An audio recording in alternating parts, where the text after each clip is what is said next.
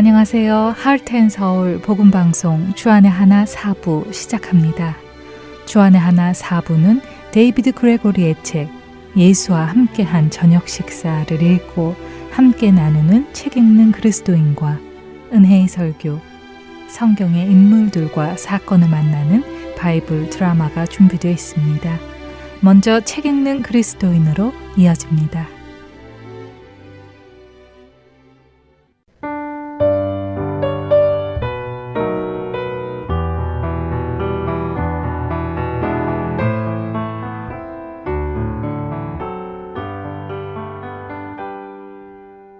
애청자 여러분 안녕하세요.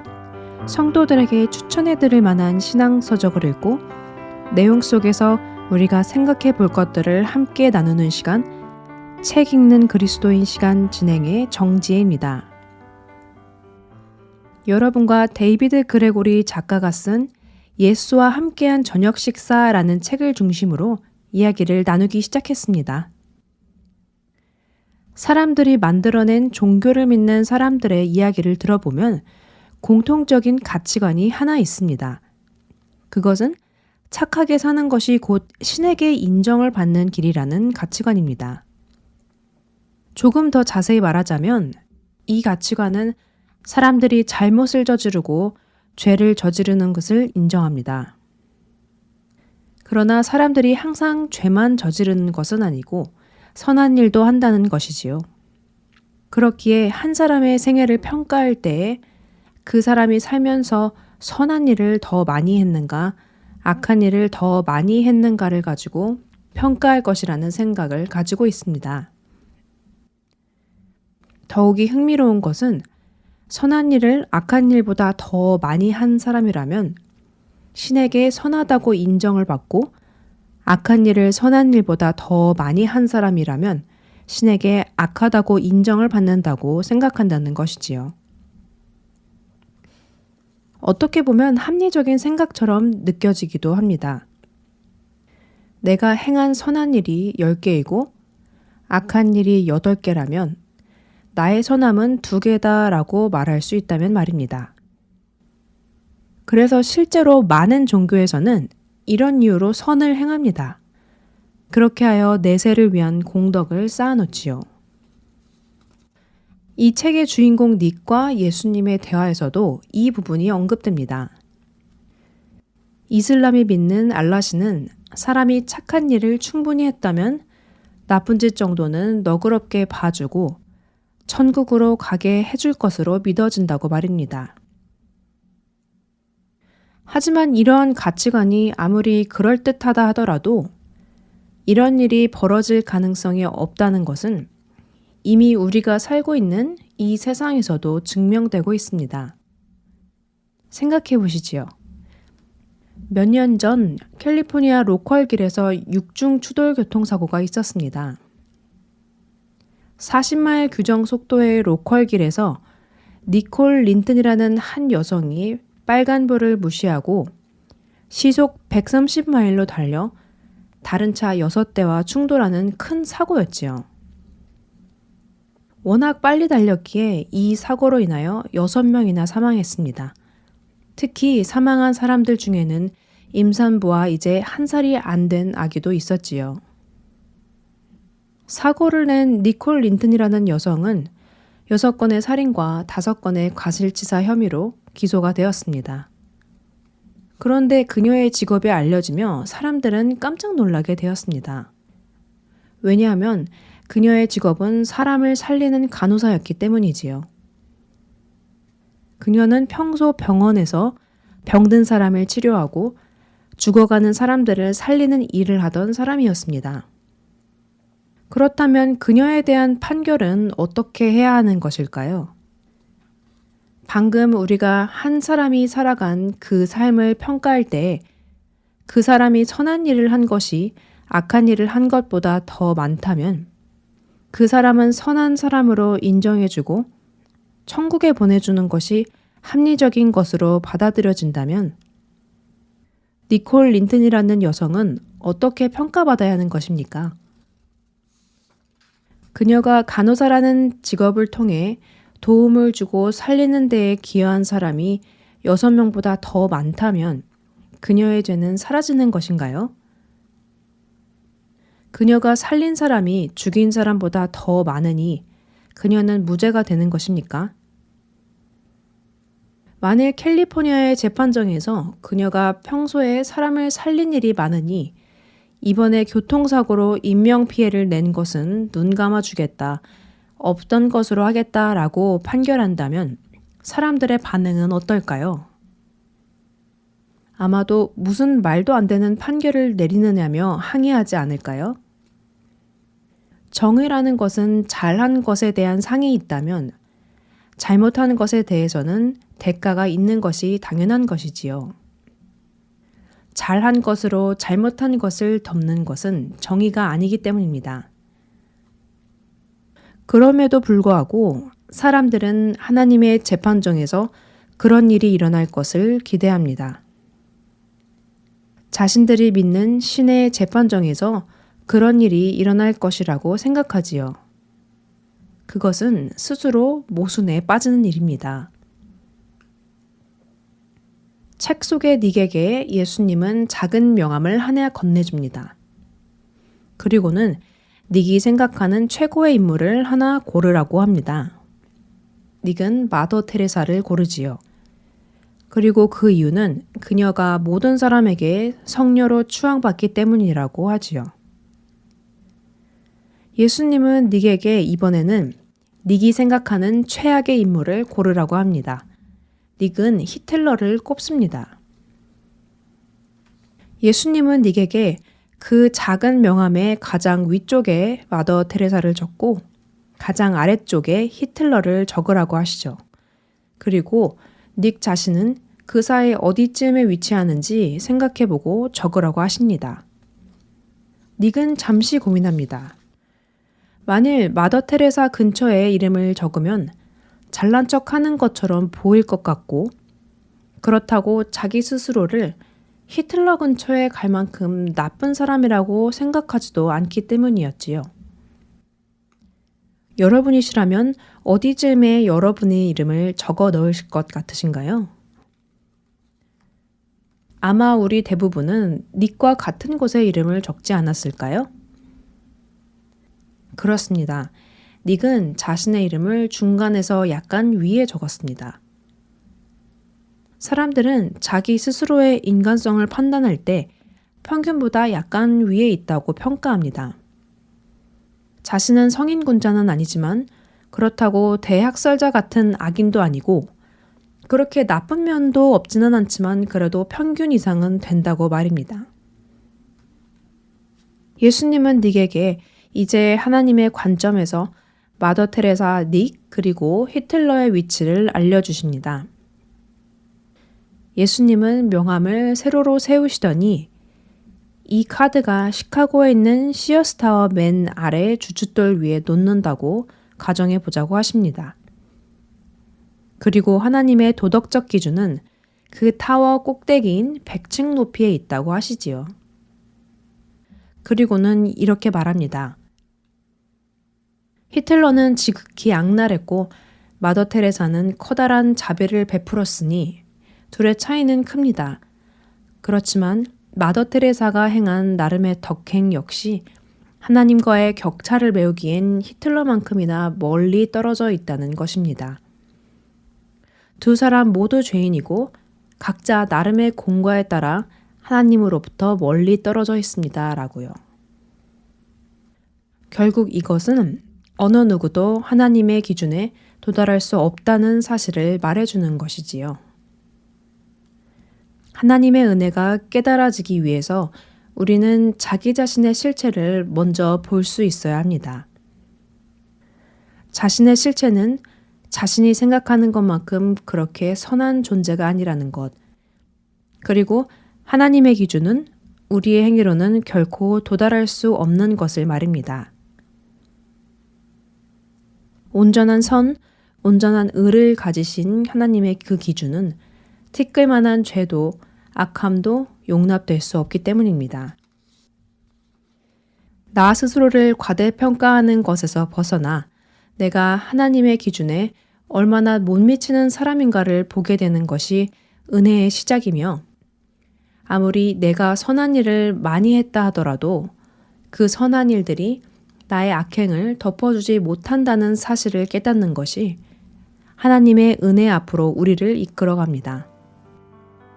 이 은혜가 우리에게 있기를 바랍니다. 책 읽는 그리스도인 마칩니다.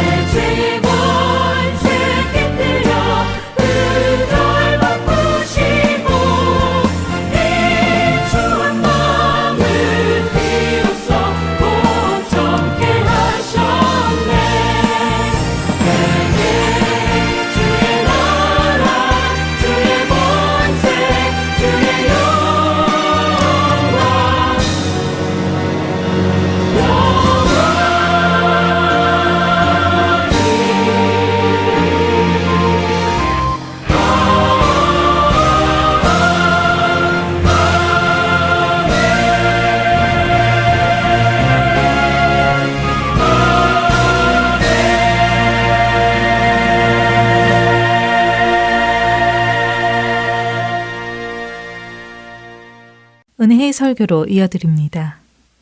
오늘은 낙스빌 한인사랑교회 정진은 목사님께서 마가복음 2장 13절에서 22절을 본문으로 우리에게 필요한 두 가지 마음이라는 제목의 말씀 전해 주십니다. 은혜의 시간 되시길 바랍니다. 마가복음 2장 13절에서 22절까지의 말씀 여러분과 제가 한 절씩 봉독하도록 하겠습니다. 제가 먼저 하나님 말씀 받들어 읽겠습니다. 예수께서 다시 바닷가에 나아가심에 큰 무리가 나왔거늘 예수께서 그들을 가르치시니라. 또 지나가시다가 알페오의 아들 레위가 서강과 앉아있는 것을 보시고 그에게 이르시되 나를 따르라 하시니 일어나 따르니라. 그의 집에 앉아 잡수실 때 많은 세리와 죄인들이 예수와 그의 제자들과 함께 앉았으니 이는 그러한 사람들이 많이 있어서 예수를 따름이러라. 바리새인의 서기관들이 예수께서 죄인 및 세리들과 함께 잡수시는 것을 보고 그의 제자에게 이르되 어찌하여 세리 및 죄인들과 함께 먹는가? 예수께서 들으시고 그들에게 이르시되 건강한 자에게는 의사가 쓸데없고 병든 자에게라야 쓸데있느니라. 나는 의인을 부르러 온 것이 아니요 죄인을 부르러 왔노라 하시니라. 요한의 제자들과 바리새인들이 금식하고 있는지라. 요한의 제자들과 바리새인의 제자들은 금식하는데 어찌하여 당신의 제자들은 금식하지 아니하나이까? 예수께서 그들에게 이르시되 혼인집 손님들이 신랑과 함께 있을 때에 금식할 수 있느냐? 신랑과 함께 있을 동안에는 금식할 수 없느니라. 그날에는 금식할 것이니라. 생배 조각을 낡은 옷에 붙이는 자가 없나니 만일 그렇게 하면 기운 새 것이 낡은 그것을 당기어 헤어짐이 더하게 되느니라. 우리 함께 읽겠습니다. 새 포도주를 낡은 가죽 부대에 넣는 자가 없나니 만일 그렇게 하면 새 포도주가 부대를 터뜨려 포도주와 부대를 버리게 되리라. 오직 새 포도주는 새 부대에 넣으니라 하시니라. 아멘. 우리 하나님의 말씀이었습니다. 다 같이 고백하겠습니다. 하나님 감사합니다. 우리는 보통 새해가 되면요 사실 다 누구나 이전보다 더 나은 한 해를 보내고 싶어 합니다. 그리고 당연히 누구나 다 이전보다 더 나은 사람이 되고 싶어 합니다. 그래서 새해가 되면 우리는 항상 새해 소망을 짜죠. 그리고 새해 계획도 짜고, 제가 항상 짜는 계획 중에 하나가 마이너스 10kg인데요 저 이루지 못하지 않았어요. 작년에도 이뤘어요. 다시 도로아불타불이 돼서 그렇지 작년에도 이뤘었습니다. 그래서 올해도 제가 꼭 올해는 10kg 마이너스뿐만 아니라 유지까지 제가 해놨어요. 그래서 올해는 꼭 제가 마이너스만 아니라 좀 유지해야겠다 이런 마음이 있는데, 특별히 우리가 예수님을 믿는 사람이라면 우리에게는 누구나 다 동일한 한 가지 소원이 있고 소망이 있어요. 우리 누구나 다 여기 오신 분들은 아마 다 동일한 소망일 겁니다. 그 소망이 뭐냐면 올해는 작년보다 이전보다 더 나은 성도가 되는 것, 더 나은 그리스도인이 되는 것, 더 하나님을 신실하게 믿는 사람이 되는 것. 그게 다 여러분의 소망이시죠? 저는 여러분과 제 삶에 정말 작년보다 올해가 더 하나님이 주시는 은혜가 풍성하고 작년보다 올해 여러분이 더 신실한 하나님의 성도가 되기를 예수님의 이름으로 축복합니다. 그러기 위해서 우리가 정말 하나님 앞에 더 성숙되고 성장하는 사람, 더 나은 한 해를 보내기 위해서 꼭 필요한 두 가지가 있다라고 생각해요. 저는 오늘 그 본문이 이것을 말씀해주고 있다고 생각하는데, 우리가 더 나은 성도, 더 나은 은혜의 삶을 살아가기 위해서 성도인 우리가 필요한 두 가지 마음이 있습니다. 그 첫 번째는요, 바로 우리가 하나님 앞에 철저하게 죄인임을 자각하는 마음입니다. 더 나은 성도가 되기 위해서, 더 나은 한 해를 보내기 위해서 우리가 반드시 필요한 것, 하나님 앞에 철저한 죄인임을 자각하는 마음. 오늘 본문에 보면요, 두 종류의 사람이 나와요. 한 종류는 죄인들이 나옵니다. 죄인들. 또 다른 한 종류는요, 스스로 깨끗하다고 생각하는, 스스로 생각하는 의인들이 나옵니다. 이 두 종류가 나오는데요, 이 두 종류의 사람들은 완전히 사실은 상황과 모든 것들이 달라요. 스스로 깨끗하다고 생각한 사람들은요, 이 그림처럼 예수님 밖에서 손가락질하며 예수님은 어떻게 저런 자들과 식사를 할 수 있냐고 비난하는 자들로 오늘 등장합니다. 그런데 또 다른 등장인물인 죄인들은 지금 어디에 앉아 있습니까? 또 다른 등장인물인 죄인들은 예수님과 함께 앉아 있습니다. 또 스스로 깨끗하다고 생각하는 사람들은요, 예수님을 따르지 않아요. 그런데 죄인들이라고 생각하는 사람들은 예수님을 따릅니다. 오늘 본문은 우리에게 이걸 분명하게 보여줘요. 14절에 보면요, 예수님이 제자들 중에 하나인 세리인 세리였거든요. 레위라는 이 제자를 부르는데요, 이 세리였던 레위는요, 예수님이 부르자마자 뒤도 돌아보지 않고 일어나 따릅니다. 세리는 여러분이 아시는 것처럼 이때 당시 죄인이었어요. 민족의 피를 빨아먹는 사람이었어요. 세금을 걷는 사람. 그리고 여러분 15절에 한번 봐보세요. 예수님께서요, 누구와 함께 식사를 하십니까? 세리와 죄인들과. 근데 여러분 이 밑줄 친 한번 봐보세요. 왜 예수님이 세리와 제자들과만 식사를 같이 했는지 아십니까? 밑줄 친 데 보이시죠? 15절에 보면 이런 사람들이 예수를 많이 따랐기 때문에. 저는 오늘 본문에서요, 가장 제 마음에 와닿았던 단어가 하나가 있다면 바로 이런 사람들이에요. 예수님을 따르고요, 예수님과 함께 교제하고요, 예수님께 나갔던 이런 사람들은 누구냐면 세리와 제자들이에요. 그런데 스스로 깨끗하다고 생각했던 의인들은 예수님을 따르지도 예수님과 함께 식사하지도 않습니다. 여러분 참 재미있고 의미 있는 말씀 아닙니까? 이 두 부류, 저는 우리에게 정말 중요한 메시지를 던져주고 있다고 생각하고, 제가 여러분에게 정말 질문하고 싶은 건, 여러분은 어떤 사람들입니까? 여러분은 이런 사람들입니까? 아니면 여러분은 저런 사람들입니까? 우리 다 성장하고 싶어 해요. 더 나은 성도가 되고 싶어 해요. 더 나은 올해를 갖고 싶어 해요. 그런데 여러분, 저는 오늘 메시지가 여러분과 저에게 더 나은 새해, 더 나은 성도를 되기 위해서 정말 중요한 메시지를 하나 주고 있다고 생각하는데, 여러분은 스스로 죄인이라고 생각하십니까? 여러분, 우리가 더 나은 한 해를 보낼 수 있는 것, 성숙하고 성장할 수 있는 유일한 한 가지는 뭐냐면 그분과 더 동행할 때 가능하거든요. 근데 그분과 동행했던 사람들은 다 하나같이 죄인들이라는 거예요. 여러분, 사실 이건 기독교의 핵심이에요. 왜냐하면 여러분 이 말씀을 봐보세요. 예수님은 이 땅에 오신 이유 자체가, 이 땅에 하늘 보좌를 버리고 이 땅에 오신 이유 자체가 우리를 죄에서 구원하러 오셨어요. 죄인을 위해 오셨어요. 오늘도 말씀하셨나요? 나는 죄인을 부르러 왔다, 의인을 부르러 오신 게 아니다. 그러니까 여러분, 기독교는요, 여러분과 저는요, 이 죄의 문제를 철저하게 자각하고 철저하게 생각하지 못하면 사실은 기독교는 은혜가 없어요. 기독교에는 사실은 이 죄에 대한 문제를 우리가 철저하게 자각하지 못하면 예수님을 만날 수 없어요. 여러분 주변에요, 은혜를 많이 받는 사람들을 한번 잘 주목해 보세요. 막 성령의 체험했다라는 사람 말고 은혜를 많이 받는 사람. 여러분, 때론 여러분이 저를 이렇게 놀릴 때가 있어요. 우리 청년들도 놀리고, 이번에 새로 만난 우리 청년들도 이렇게 놀렸는데, 그 놀린 것 중에 하나가 뭐냐면 저는 울보 목사라는 거예요. 그렇게 많이 우는데요. 근데 새로운 그 가정들이 그러더라고요. 지금까지는 한 번도 안 울었는데요. 여러분 잘 생각해 보세요. 제가 근데 왜 울까요? 애플에서? 맞아요, 저 애플에서 울겠죠. 근데 애플에서 우는 거, 그래서 제가 울까요? 맞아요, 저 드라마 보고도 우는데요. 제가 울 수밖에 없는 이유는 제 안에 분명히 자각하는 게 한 가지가 있는데, 전 철저하게 죄인이라는 거예요. 여러분, 사도 바울은요, 봐보세요, 이렇게 고백해요. Where sin abundant, grace abundant much more. 죄가 더한 곳에 은혜가 더 많이 있다.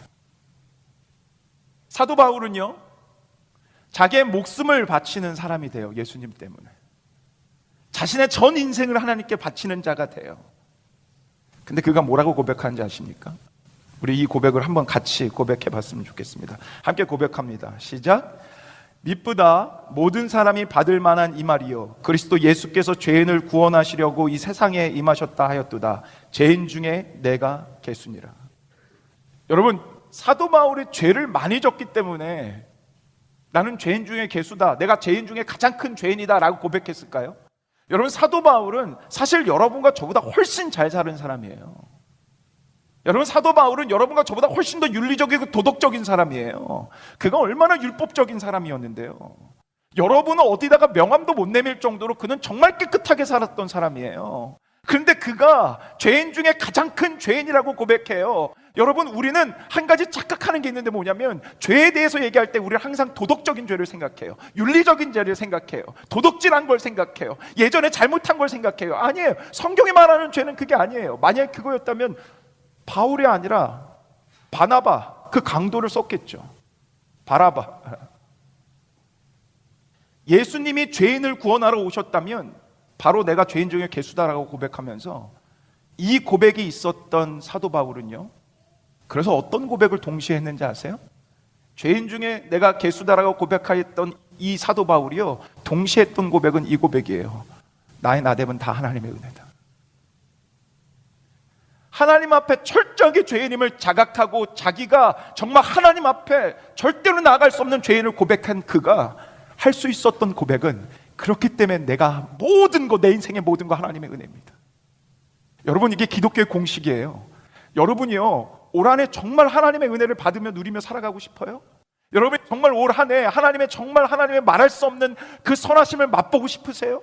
여러분이 하나님이 진짜 인도하시는 그 놀라운 것들을 경험하고 싶으세요? 그럼 딱 하나밖에 없어요. 내가 하나님 앞에 얼마나 큰 죄인인지를 자각하며 살아가는 것. 그러면 여러분의 그 한 해가 마지막 마치는 그때 여러분은 분명히 이 모든 것 다 하나님의 은혜였다고 고백할 수밖에 없어요. 오늘 두 부류가 있습니다. 예수님과 함께 식사하는 자들, 그리고 예수님 밖에 있는 자들. 성경은 죄를 졌기 때문에 죄인이라고 하지 않고, 여러분과 저를 죄인이기 때문에 죄진다고 얘기해요. 의인은 아무도 없다고 말씀해요. 스스로 하나님을 찾는 자도 없다고 말씀해요. 다 무익해서 선을 행하는 자도 없다라고 해요. 성경이 말하는 죄는 죄를 졌기 때문에 죄가 아니라, 성경이 말하는 죄는 하나님이 없는 삶이고, 성경이 말하는 죄는 저 하나님 없으면 안 됩니다 라고 고백하는 게, 그게 죄인의 고백이에요. 저 예수님 없으면 아무것도 할 수 없습니다. 요한복음 15장 5절 말씀처럼 Apart from you, I can do nothing. 저 주님 떠나서는 아무것도 할 수 없습니다. 이게 죄인의 자각이에요. 이게 죄의 고백이에요. 여러분이 싸웠고 원수를 미워하고 이게 죄가 아니라, 나 그분 없으면 안 됩니다를 고백할 수 있는 게 죄인의 자각이고요, 이게 죄의 고백이고요. 나 당신 없으면 안 됩니다. 제가 또 오늘 이 순간도 내가 주님 없이 살아갔네요. 이게 죄인의 고백이고요. 하나님 저 당신 없으면 안 됩니다. 이게 죄인의 자각이에요. 이것이 되는 사람만이 구경꾼이 아닌 예수님 곁에서 함께 식사하며 그분이 주시는 은혜를 받아 누릴 수 있는 자가 되는 겁니다. 여러분의 올 한 해 죄인의 자각됨이 분명히 여러분 안에 있고, 그렇기 때문에 예수님 앞으로 나아가서 예수님과 정말 식사를 함께 동고동락하며 그분이 차려주신 풍성한 잔치상을 누리게 되는 여러분과 제가 되기를 예수님의 이름으로 축복합니다. 우리가 올해 또 이 꼭 더 나은 사람이 되기 위해서 필요한 두 번째는요, 바로 이겁니다. 우리가 예수님 때문에 이미 새 사람이 되었다라는 것을 기억하는 마음입니다. 첫 번째는 우리가 죄인임을 자각하는 마음이고요, 두 번째는 그럼에도 불구하고 예수님 때문에 새 사람이 되었다라는 이것을 기억하는 마음, 이게 두 번째 우리에게 필요한 마음인데, 오늘 너무나 유명한 말씀 있죠? 우리 21절 22절 우리 한번 다 같이 한번 다시 읽어보겠습니다. 함께 읽겠습니다. 시작. 생배 조각을 낡은 옷에 붙이는 자가 없나니 만일 그렇게 하면 기운 새 것이 낡은 그것을 당기어 헤어짐이 더하게 되느니라. 새 포도주를 낡은 가죽 부대에 넣는 자가 없나니 만일 그렇게 하면 새 포도주가 부대를 터뜨려 포도주와 부대를 버리게 되리라. 오직 새 포도주는 새 부대에 넣느니라 하시니라. 여러분, 여기서 예수님께서 비유를 드신 것이 두 개인데요. 하나는 헌옷과 생배이고 또 하나는 새 포도주와 새 부대예요. 여러분, 생배는 뭐냐면 문자 그대로 새 옷, 새 천을 얘기합니다. 한 번도 손질하지 않은 새 천. 이런 거예요. 이 새 천을 헌옷에다 붙이지 말라는 거예요. 지금은 여러분 요즘은 괜찮아요. 왜냐면 요즘 옷들이 잘 나와서 세탁을 해도 그렇게 줄지 않는데, 예전 옷만 봐도 세탁만 해도 옷이 어떻게 돼요? 줄어버린단 말이에요. 내가 분명히 맞는 옷을 샀는데 세탁을 하고 놨더니 쫄티가 되어 있는 경우가 있잖아요. 그런 경우가 예전에 많았어요. 왜냐하면 새 옷은 확실히 하고 나면 확 줄어드는 그런 것이 있기 때문에. 그러니까 여러분 잘 생각해 보세요. 만약에 새 천을 헌옷에다 이렇게 붙여놓으면 이걸 빨고 나면 어떻게 될까요? 줄면서 헌옷을 잡아당기면서 옷이 더 찢어지니까 이렇게 하면 안 된다라고 말씀하는 거예요. 그리고 두 번째 비유는요, 새 포도주를 새 부대에 넣으라고 하는 거예요. 여기서 새 포도주는요, 여러분 다 만들어진 포도주가 아니에요. 이제 막 만들고 이제 막 즙을 짜서 이제 막 발효시키려고 한 그걸 얘기하는 거예요. 그러면 새 포도주는 어떤 일이 일어나냐면, 그렇게 새 포도주를 발효시키려고 딱 넣어놓으면 이산화탄소가 이렇게 나와서 가스가 팽창해서 헌 부대에 넣으면 이게 점점 부풀어 오르다가 결국 터져버리는 일이 생긴대요. 그래서 새 포도주, 이제 막 즙을 짜고 이제 막 이 새 포도주를 만들려고 하는 것은 꼭 새 부대에 넣어야 팽창해도 터지지 않는 그거를 얘기하고 있는 거예요. 그러니까 여러분, 여기서 말씀하시는 예수님의 중요한 가르침은 뭐냐면, 새 거와 헌 것은 서로 양립할 수 없다라는 거예요. 새 거와 헌 것은 서로 함께 갈 수 없다라는 거예요. 이걸 우리에게 분명히 말씀해 주고 있어요. 이게 어떤 의미인지 한번 이렇게 생각해 보면 좋을 것 같아요. 저는 이제 미국에 와서 살아간 지가요 14년이 넘어서 이제 15년 차가 됐어요. 15년 차가 됐는데, 미국을 살아가면 우리가 꼭 버려야 하는 것들이 있어요. 미국 이민 와놓고 여기서 나오는 것처럼 왜 실패하는 걸까? 여러분 잘 생각해 보세요. 미국 이민 와서 우리가 실패하고 우리가 이곳에서 잘 적응하며 살아가지 못하는 이유가 하나 있는데요. 그 이유는 뭐냐면, 우리의 옛 습성, 옛 것인 한국 문화와 한국 정서와 한국 것들을 버리지 못하기 때문에. 여러분, 미국과 한국이 얼마나 다릅니까? 여러분 잘 생각해 보세요.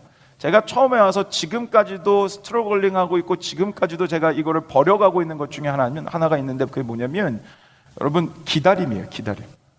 이 기다림 얼마나 이게 힘들어요. 전 지금도요 메일 하나 보내놓고 일주일 동안 기다려요. 답이 안 와도 답장하지 않아요. 이게 빨리 저도 알고 싶은데 조급해 죽겠는데.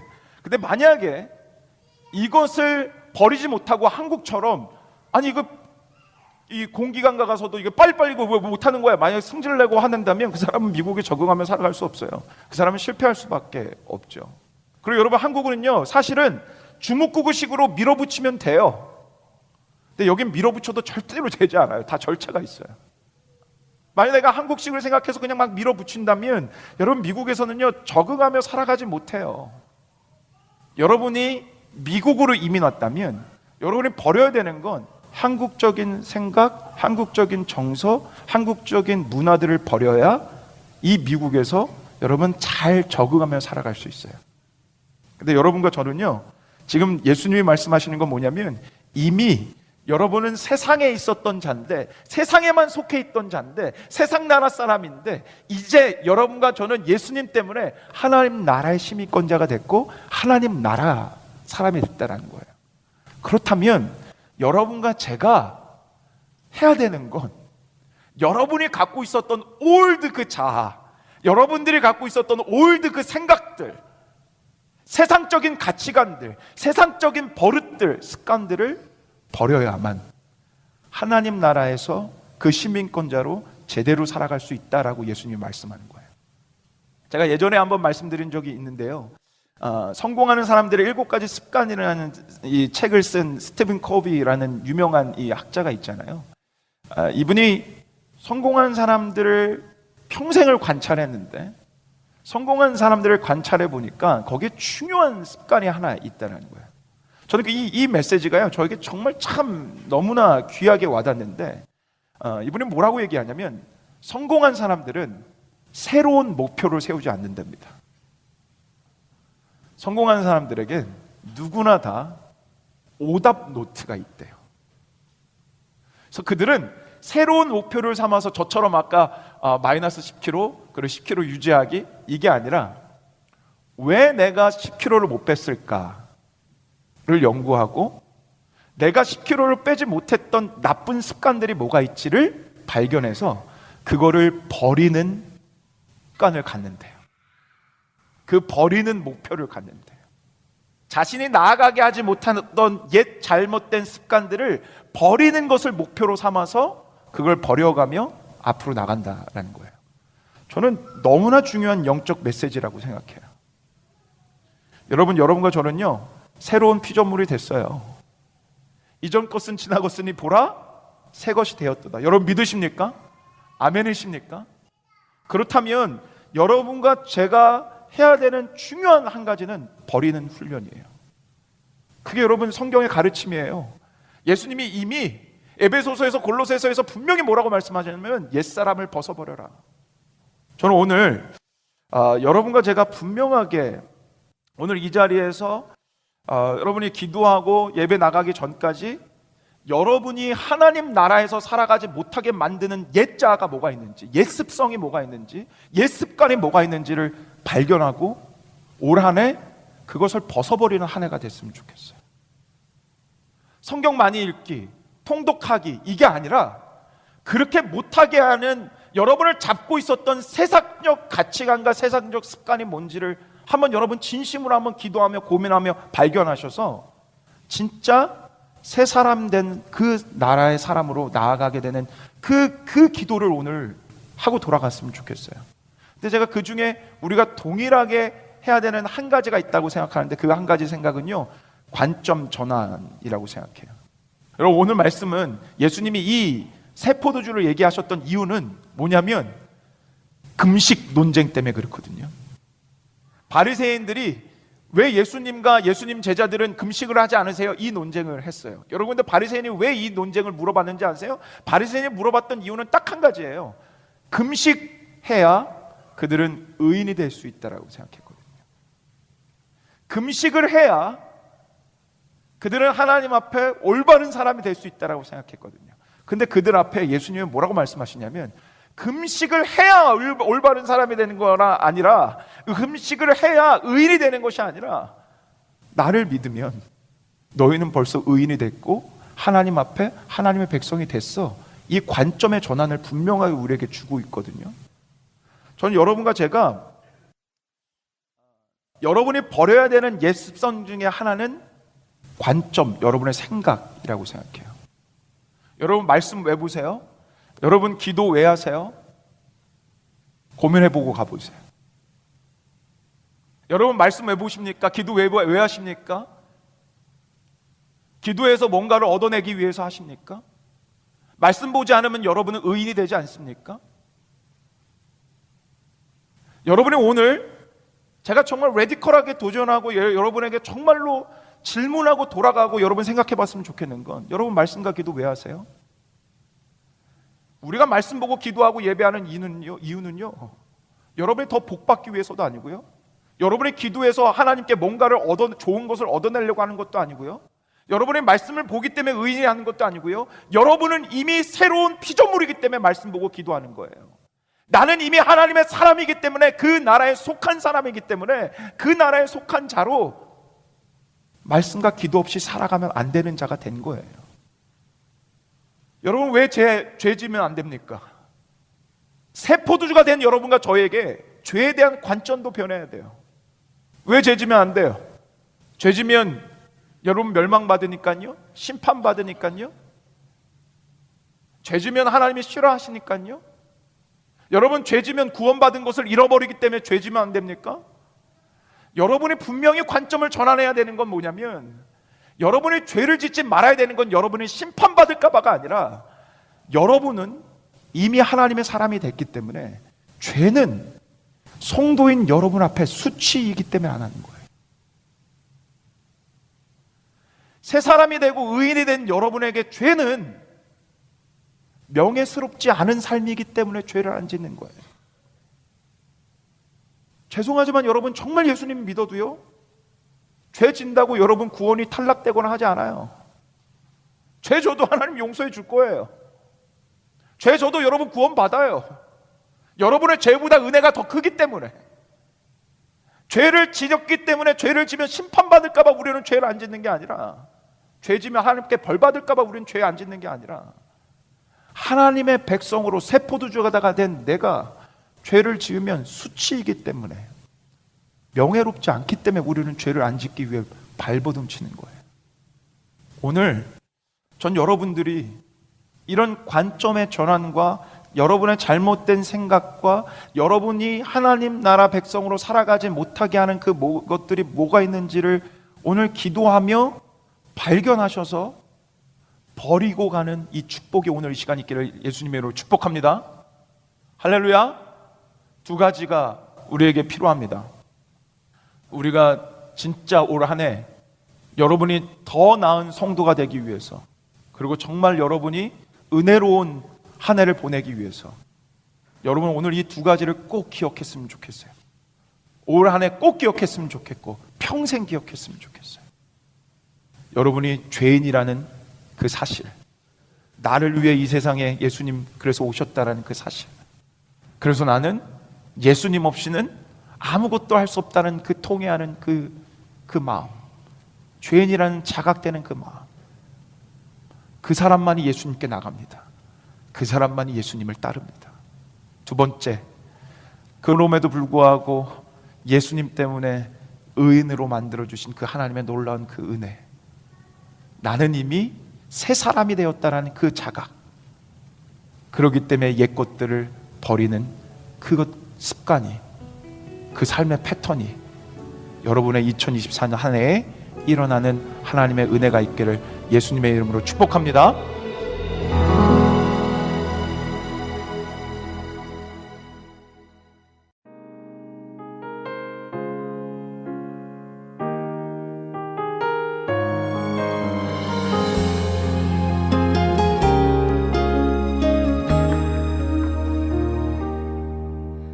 천번을 불러봐도 내 눈에 눈물이 멈추지 않는 것은 십자가의 그 사랑, 나를 살리려 지신 그 십자가, 모든 물과 피 나의 더러운 죄 씻으셨네.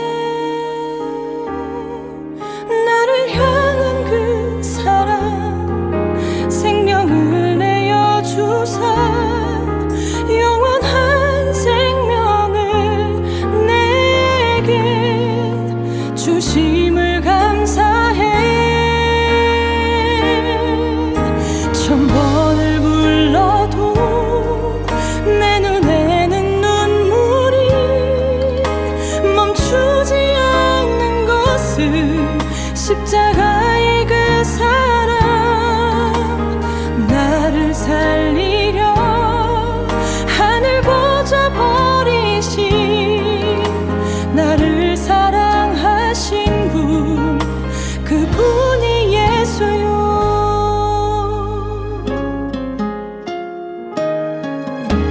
천번을 불러봐도 내 눈에 눈물이 멈추지 않는 것은 십자가의 그 사랑, 나를 살리려 지신 그 십자가, 모든 물과 피 나의 더러운 죄 씻으셨네.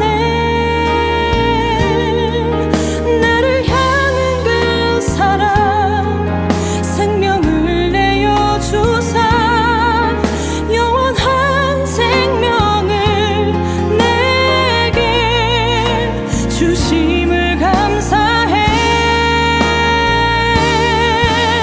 천번을 불러도 내 눈에는 눈물이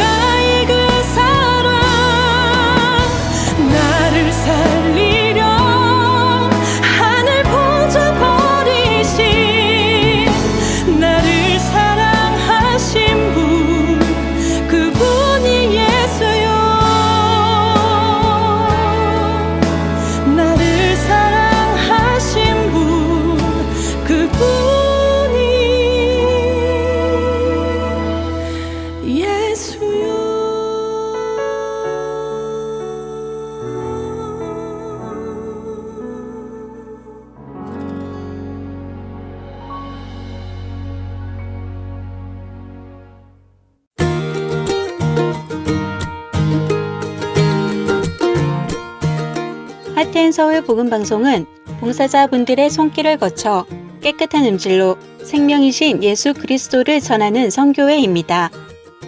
방송 프로그램의 자금 제거, 볼륨 작업 등에 도움을 주실 편집 봉사자들을 찾고 있습니다. 사무실에 방문하여 봉사하실 수 있고 집에서 컴퓨터로 봉사하실 수도 있습니다. 필요한 자들에게 생명의 말씀을 전하는 이 귀한 사역에 참여하실 여러분들을 기다립니다. 자세한 문의사항은 사무실 전화번호 602-866-8999로 문의 주시기 바랍니다.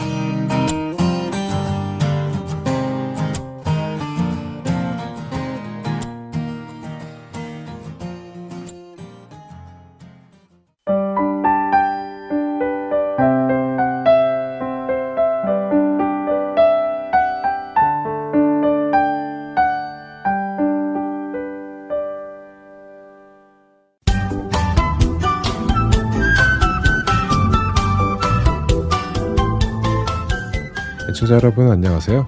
바이블 드라마 사무엘편 진행의 박윤기입니다. 아들 압살롬의 반란을 피해 예루살렘을 떠나는 다윗 왕에게 여러 종류의 사람들이 나옵니다. 다윗을 진실로 존경하여 따르는 군인, 이떼, 제사장, 사독과 레위인들, 그리고 친한 친구이며 신하였던 후세와 같은 사람들이 있었죠. 그러나 이 기회를 이용하여 자신의 욕심을 채우고자 한 무비보셋의 신하 시바도 있었습니다. 그리고 또 한 종류의 사람이 다윗 앞에 나왔지요. 바로 다윗에게 돌을 던지며 나왔던 시므이라는 사람이었습니다. 시므이는 이스라엘의 첫 번째 왕 사울의 친척으로 자기 집안의 왕권이 무너지고 다윗의 새 왕권이 세워진 것에 불만을 품고 있었기에 다윗이 이렇게 피신하는 것을 보며 후련해한 것입니다. 시므이는 다윗의 피신길에 나와 돌을 던지며 바울을 모욕했습니다. 에이 못된 살인자 놈아, 썩 이 거룩한 성에서 사라져라. 여호와 하나님께서 네 놈이 사울과 그 가족을 죽인 죄를 너에게 갚으셨다. 네 놈이 사울 왕의 왕권을 빼앗아 가졌다니 공의로운 하나님께서 내 놈에게서 왕권을 빼앗아 네 아들에게 주시는구나. 하하하, 꼴 좋다 이놈아. 네 놈은 죽어 마땅하다. 시므이는 힘없이 예루살렘을 떠나는 다윗을 향해 조롱과 모욕 그리고 저주를 퍼부었지요. 하지만 그의 그런 모습은 옳지 않은 모습이었습니다. 왜냐하면 다윗은 사울의 왕권을 빼앗은 것이 아니었고 더욱이 사울 왕과 요나단은 물론 사울 왕의 식구들을 다윗이 죽인 적이 없기 때문입니다. 사울 왕의 왕권은 사울의 잘못으로 인하여 하나님께서 옮기신 것이었습니다. 그러나 시므이는 자신의 가문의 몰락에 대해 다윗을 원망하는 것뿐이었습니다. 시므이의 이런 모습에 다윗의 아비새 장군이 나섭니다. 아니 저 버르장머리 없는 놈, 왕이시여 허락만 해주신다면 제가 당장에 가서 저 죽은 개 같은 녀석의 목을 치겠습니다. 어서 허락해 주십시오. 아니요 아비새, 그리 마시오. 내 몸에서 난 내 아들도 나를 대적하는 이 마당에 내 아들도 아니고 사울 왕의 지파인 베냐민 사람이 나를 대적하는 것이 뭐 놀랄 일도 아니죠. 어쩌면 저의 잘못을 하나님께서 저 시므이의 입을 통해 책망하시는 것일지도 모르지요. 그러니 내버려 두십시오. 내가 받아야 할 저주요. 다윗의 말림으로 아비새는 시므이를 내버려 둡니다. 그리고 다윗의 일행들은 갈 길을 계속해서 가죠. 그런 다윗을 향해 시므이는 계속해서 욕을 하며 돌을 던졌습니다. 한편 반란을 일으킨 압살롬은 자신의 추종자들과 함께 예루살렘에 입성합니다. 예루살렘의 백성들은 압살롬을 향해 환호하며 그를 맞이합니다. 그런 환영 인파 속에 다윗의 친구 후세가 압살롬 앞에 나아갑니다. 왕이시여, 만수무강하옵소서. 왕의 왕권이 영원하시기를 빕니다. 후세는 다윗의 최측근이었고 다윗의 친한 친구이기도 했기에 압살롬은 조금 의아했지요. 아니, 그대는 후세가 아니요. 당신은 어찌 당신 친구와 함께 예루살렘을 떠나지 않았소? 이것이 친구에 대한 우정이 아닐 텐데요. 왕이시여, 무슨 말씀을 그렇게 섭섭하게 하십니까? 저는 한낱 사사로운 개인적인 감정으로 일을 하는 사람이 아닙니다. 하나님과 이스라엘 백성이 선택한 왕을 위해 최선을 다해 일하는 것이 저의 직분일 뿐입니다. 하나님과 이스라엘 백성들이 왕을 택하셨으니 저는 그동안 제가 왕의 아버지를 섬겨왔던 것처럼 이제 왕께도 최선을 다해 섬길 것입니다. 오, 그런 크고 깊은 뜻이 있었군요. 잘 알겠습니다. 압살롬은 그렇게 후세를 받아들였습니다. 하지만 다윗이 후세에게 그렇게 압살롬 근처에서 그를 주시하라고 지시한 것은 몰랐죠. 또한 후세가 왕을 칭송할 때는 압살롬의 이름을 부르지 않고 왕이라는 호칭만 했다는 사실도 몰랐죠. 후세는 여전히 마음속에 자신의 친구 다윗을 왕으로 모시고 있었던 것입니다.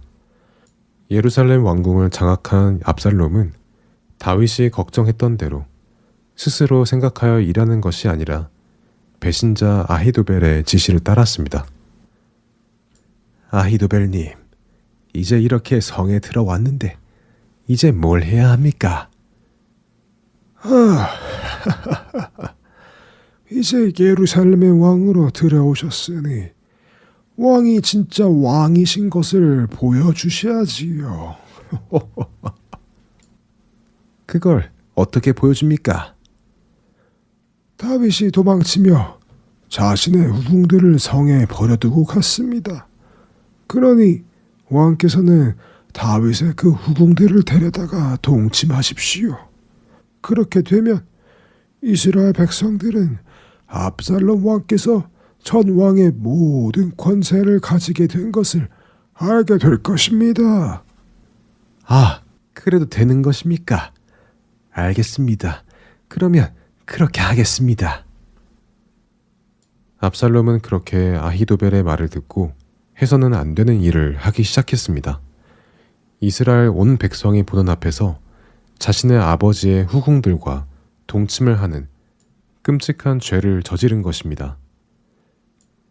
하나님께서는 분명 자기 아버지의 아내와 동침하는 아들을 반드시 죽이라고 레위기 20장 11절에 말씀하셨지만 압살롬은 그 말씀을 기억하지 못하고 하나님 앞에서, 자신의 아버지 앞에서, 그리고 모든 사람 앞에서 죄를 저지릅니다. 이렇게 압살롬은 점점 아히도벨의 말대로 행하기 시작했고 아히도벨의 꼭두각시가 되어갔습니다. 바이블 드라마 사무엘 편, 다음 시간에 뵙겠습니다. 안녕히 계세요.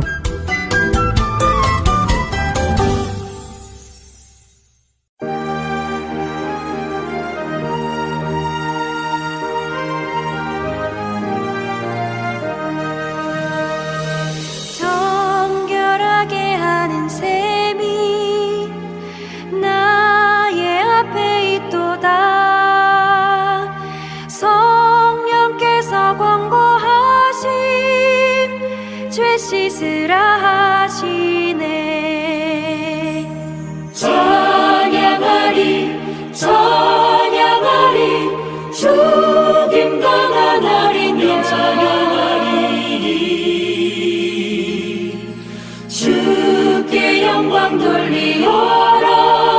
우리 죄를 씻어주셨네.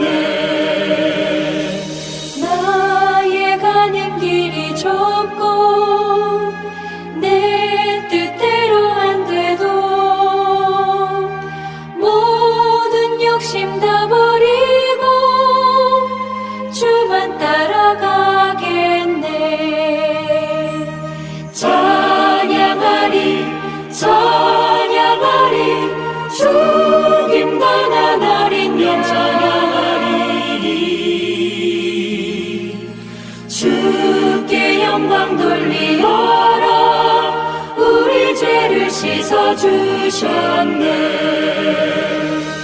나의 마음 제단 위에 불길같이 타올라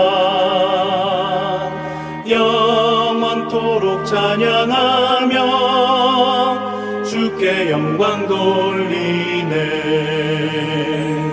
찬양하리 찬양하리 죽임 당한 어린 양 주께 영광 돌리어라 우리 죄를 씻어주셨네. 한량없는 주의 은혜 나를 영접하셨네. 내가 지은 모든 죄와 허물 용서하셨네. 찬양하리 찬양하리 죽임 당한 어린 양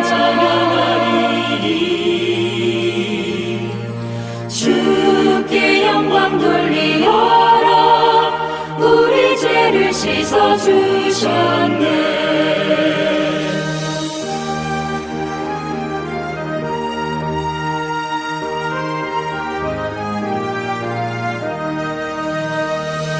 성부 하나님께 영광 성자 예수께 영광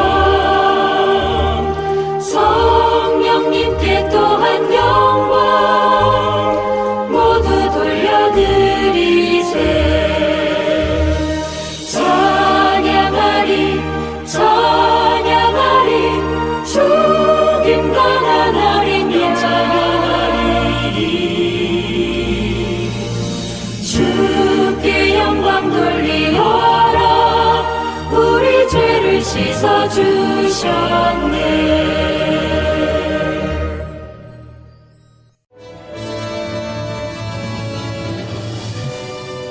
주안의 하나 4부 준비된 순서는 여기까지입니다.